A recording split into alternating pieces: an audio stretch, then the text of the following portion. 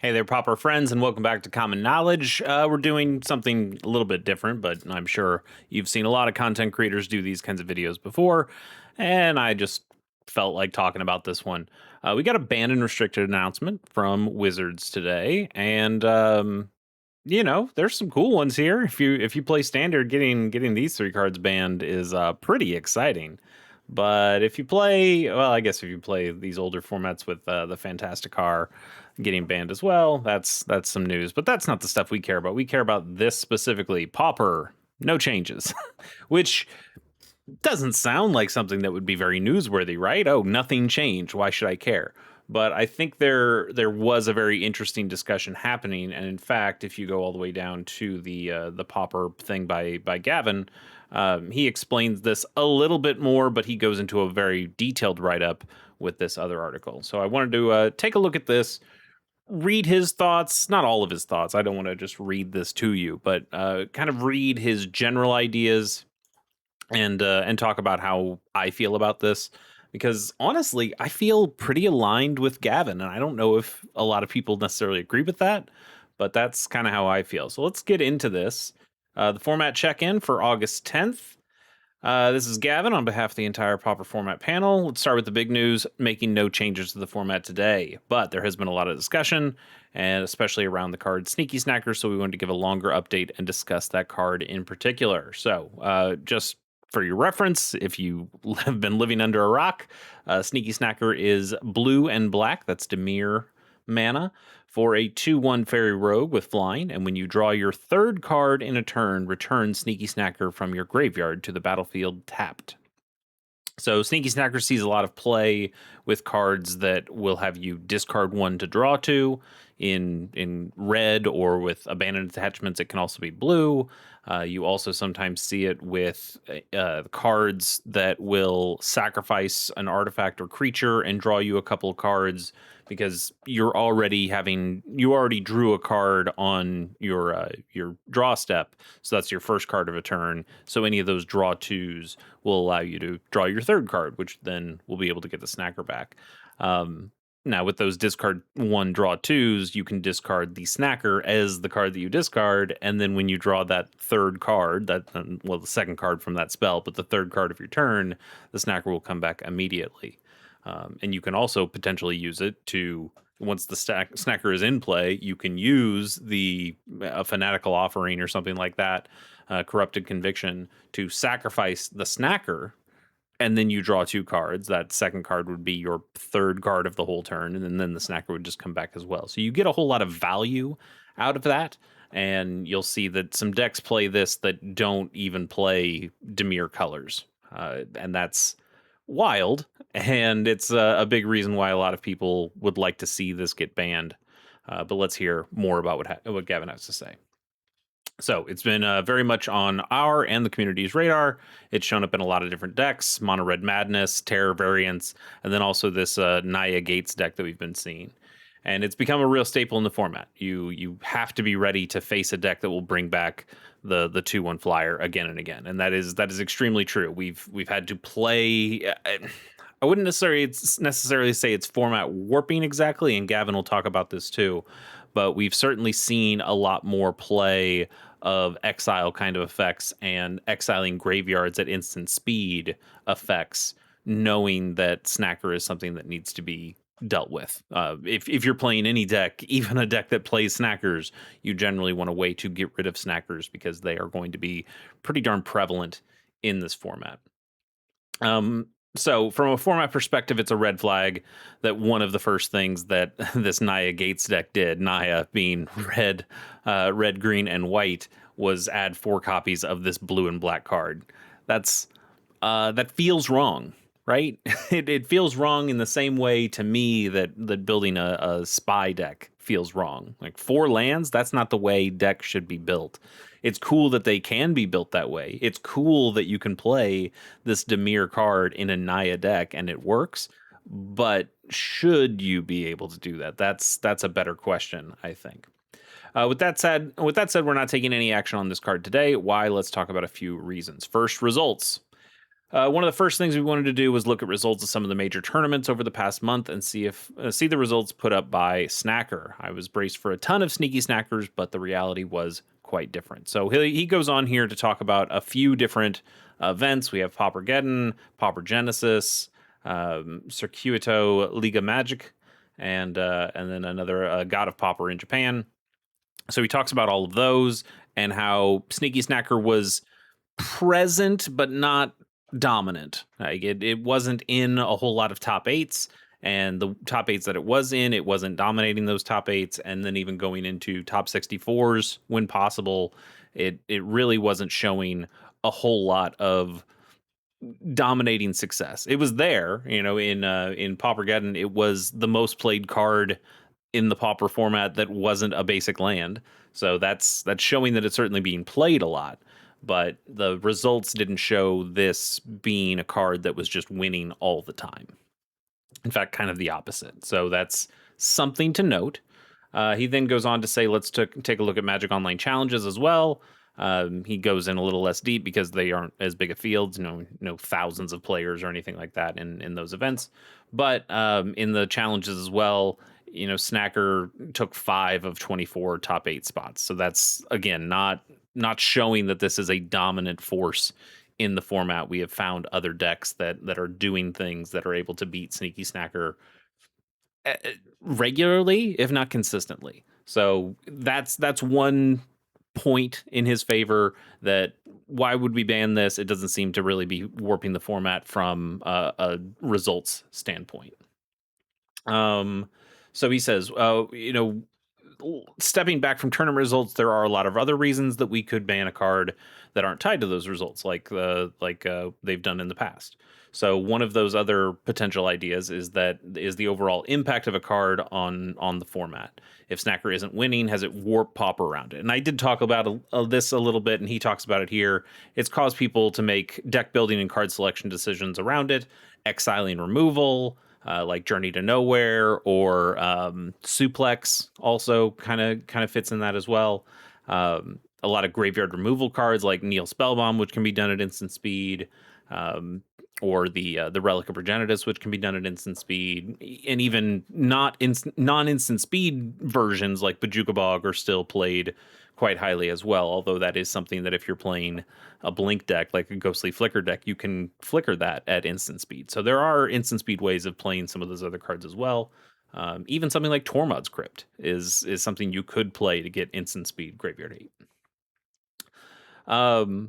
But as he says, these kinds of cards are showing up more than they did previously, but we still have decks like Terror and Spy that are good reasons to have those kinds of graveyard exile effects.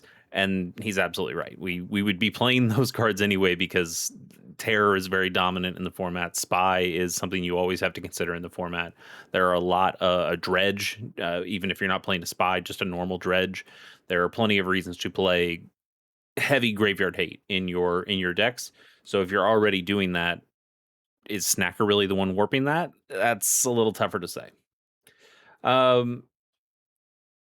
We've also seen decks that match up well against incremental Snacker strategies like Tron have risen in popularity. That is very true. Monster Tron especially has been having kind of a moment as it's been getting a lot more cards that are useful for it. Barrels of Blasting Jelly, that new Giant's Boulder, I think is really good in Monster Tron.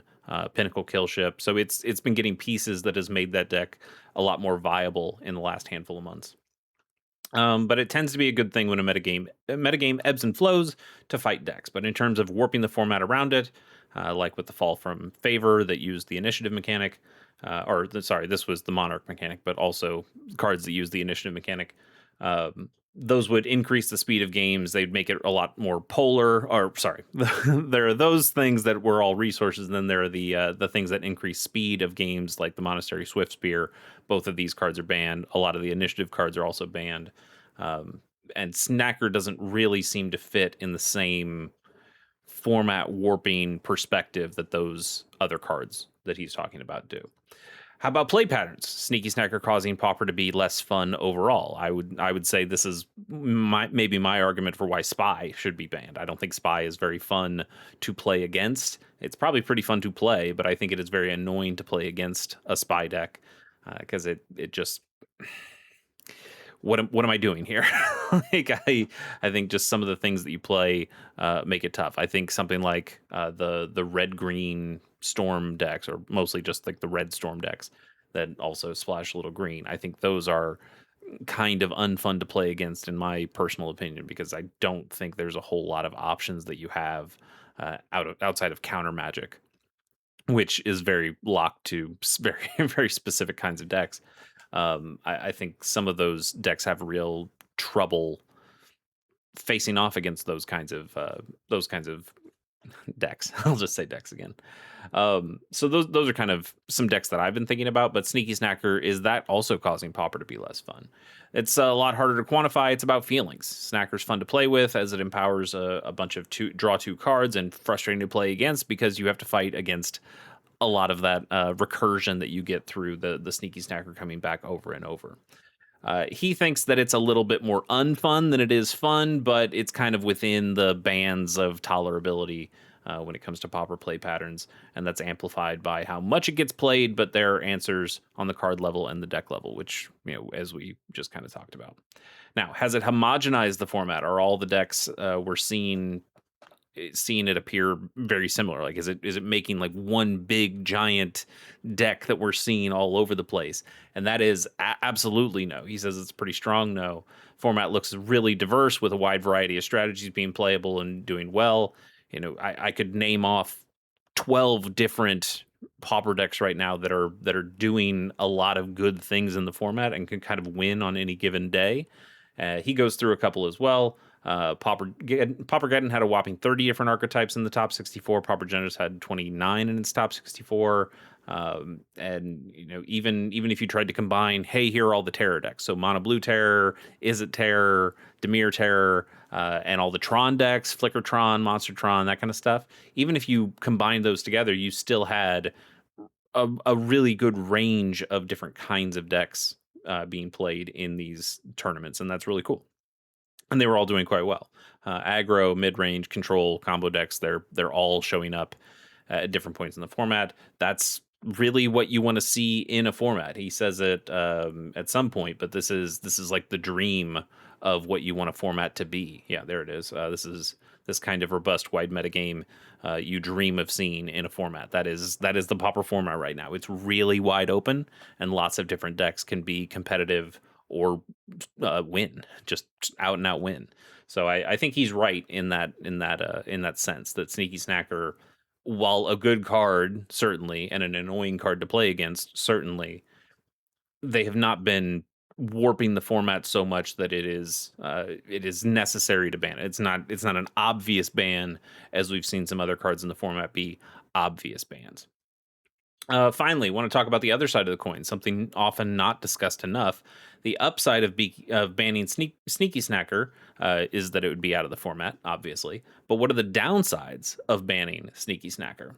The format, as I mentioned, looks incredibly diverse right now. When you remove a card from the house of cards that is so ingrained, that is so ingrained in so many decks like Snacker is, there's no telling what will happen. If Sneaky Snacker was banned, there's no guarantee Pauper would remain this diverse and fun to play. A recursive threat that can eventually end the game does a lot to prey on slow control decks and gives aggressive decks the tools they need to play into the long game. If we ban Sneaky Snacker, there's a very real risk that the ecosystem would end up less healthy than we found it. That doesn't sound like the correct move right now. And that's an interesting thought, not something that we usually consider. As he says, it's not something that is discussed enough, is what happens when you do ban a card. What happens to the format after that? Yes, the card is no longer there. What decks get worse? So think about the decks that use Sneaky Snacker right now. Naya Gates, he mentioned, uses it. Mono Red Madness uses it. There are plenty of other applications that we see as well. There is the Boros, like Tireless Tribe decks that will discard and draw a bunch of cards as well. They'll play Snacker sometimes. You see some Boros decks, Boros synthesizer decks can play Sneaky Snacker with some of the melded Moxite cards, and even the new Ragged Spear something, the one from the Hobbit. That's an equipment that is a discard one draw two. So you're seeing some of those decks that show up, and those things can be picked up by Glenhawks and Core Skyfishers. So that is supporting a potential Sneaky Snacker package. There are a lot of decks that use that card in many different ways. So if you take that out, what happens to those decks? Does Mono Red Madness just not get played anymore? Is Mono Red Madness not good enough anymore? What does that mean for the people who play Mono Red Madness? Do they go to a Mono Red Goblin style aggressive deck? Is that good enough anymore? Do they just go for straight burn? Is that good enough anymore? Does that deck just die? Are we comfortable having a format that doesn't have a mono red deck that's viable in it? I'm not saying that mono red would be unviable if Sneaky Snacker was gone, and Sneaky Snacker being a Dimir card makes it kind of weird that why would banning a Dimir card make a mono red deck worse? But it's true. Um, those are interesting things to think about. How would that change the format? I personally don't really think Mono Red Madness is a deck that I want in the format. I would rather have a big, fast, aggressive Goblins deck in the format for Mono Red. I would rather have more of a traditional burn deck in the format than have the Mono Red Madness that plays Sneaky Snacker. But that's not the only deck that matters with Snacker in it. Is Naya Gates good enough to live if it doesn't have Sneaky Snacker in it? Maybe, maybe not. Does Dimir Terror that might use the Sneaky Snacker instead of the Delver of Secrets or something like that? Is that good enough to see play in the format if it didn't have Sneaky Snacker? Who knows? Those are questions that we don't really have the answer to. And I think you could make the argument, well, we would have the answer if you banned the card. Maybe this format would be even better. And I get that. I think that's a good counterpoint. And this is certainly, Wizards and the Pauper format panel could certainly go back on a ban if they tried like a trial ban of Sneaky Snacker. We're doing lots of trial unbans, and we'll talk about that here in a second. But we've done trial unbans before. What if we did a trial ban for Sneaky Snacker? Hey, we just want to test and see how this format feels right now. If we took Snacker out of the format, do we see can we just have a couple of months where we see if Snacker really was this linchpin to making this format so diverse and fun? And if it was the linchpin, we just go, okay, well, let's put that right back. Would that affect anything? Who knows? Or maybe we'd learn that no, we didn't need Snacker at all, or the format is just fine, the metagame is just fine, and then we could leave it banned. I think I'm a guy who likes to tinker, so I would kind of like to see us try a trial ban of Sneaky Snacker. But I think if you're going to take Gavin's position on we're either doing this or we're not doing this, I can understand and even agree with coming down on the side of, okay, let's not do this. We like the format the way it is right now. There's a couple little annoyances to it, but I think the format generally is really good, especially compared to all the other Magic formats. I think, they're trying out bans in Standard because they need to do something. Standard is too fast and homogenized around a couple different styles of decks. And I have no interest in playing Standard. Standard is also really expensive. Basically, all forms of Magic are too expensive outside of Pauper. So that's one of the reasons I am into Pauper, is that I like these decks are a whole lot more affordable than something you would see in Standard or Modern or, God forbid, Vintage. So I think those are all really interesting points. Anyway, given all this, nothing at this time indicates that we should ban Sneaky Snacker. It's a card we will certainly continue to watch for many reasons, but there isn't evidence or an obvious need for a ban at this time. With that said, he wants to move on to another card that has a much shorter tale to tell, and that is Bonder's Ornament. This is a card that they had a trial unban for, and he said that we would check in on it and kind of give a final verdict of whether this thing gets rebanned or if it is okay to stay unbanned in the format. So Bonder's Ornament is 3 mana for an artifact. You can tap it to add 1 mana of any color, and you can pay 4 and tap it to have each player who controls a permanent name Bonder's Ornament draw a card. we've seen this after its trial unban. We've seen this show up in a handful of decks, most notably kind of Tron decks, Monster Tron decks specifically, and Gavin goes into that a little bit more. But it's I think it's been pretty good. I put a couple copies into my Monster Tron deck, and I think it's performed quite well there. I have watched other creators play with the card, and they've done pretty good things with it. And it has not. I haven't actually seen a matchup where two people have had the ornament, so they both draw the card. So I think that's. I think if you wanted to have a reban conversation about this, that would probably be the metric I would look to. If this card is so good that everybody's just putting it in their decks, thinking that, well, the other person has it in their deck, so I want to be able to put this down and force them to draw me a card if they want to use that thing. But I haven't really been seeing that. It's really just, hey, I've got a card here that can make a mana, and for a relatively expensive price, it can also draw me a card that maybe I do on the opponent's end step. But how many decks can afford 4 mana, and this can't even be one of the mana that you tap for it. You have to tap this thing as well as 4 other mana to be able to get that card. Tron decks are really the only ones that have pretty consistently used this to good effect. The card's seen a lot more play than I think a lot of people predicted. It's really helped bring back slower builds of Tron and Gruul monsters, and it's also seen a tiny bit of play in decks like Golgari Gardens. But overall, it's settled into an extremely fine space in the format, and it looks like this was a very successful trial unbanned. The unbanned card is seeing a little play and helping boost some archetypes, but it's far from problematic and simply a role player. Totally agree with that. So it will remain unbanned thanks to everyone who provided feedback on it. The trial unban system has been great, which I also agree with. I've really liked the trial unban system. We've seen it work with something like High Tide, which, yeah, I I think we all could kind of see that High Tide was going to be a problem, but I think it was still a good experiment to see how it comes back into a format that has a whole lot of other cards in it that hadn't been added to the format the first time that High Tide was available. So is it okay? And we realized, no, it's still kind of unfun. So hey, no harm, no foul. Put it back on the ban list. Totally fine.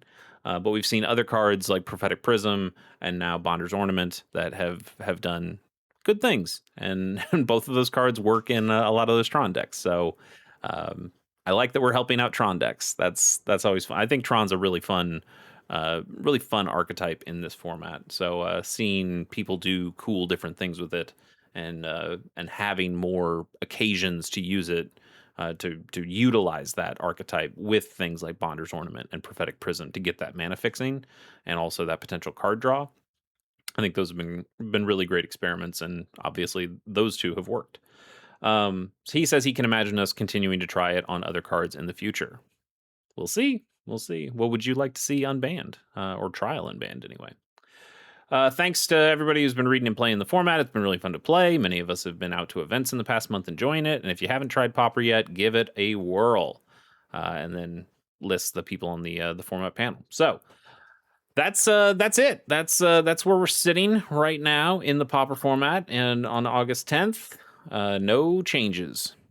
And I think that's fine. I get it.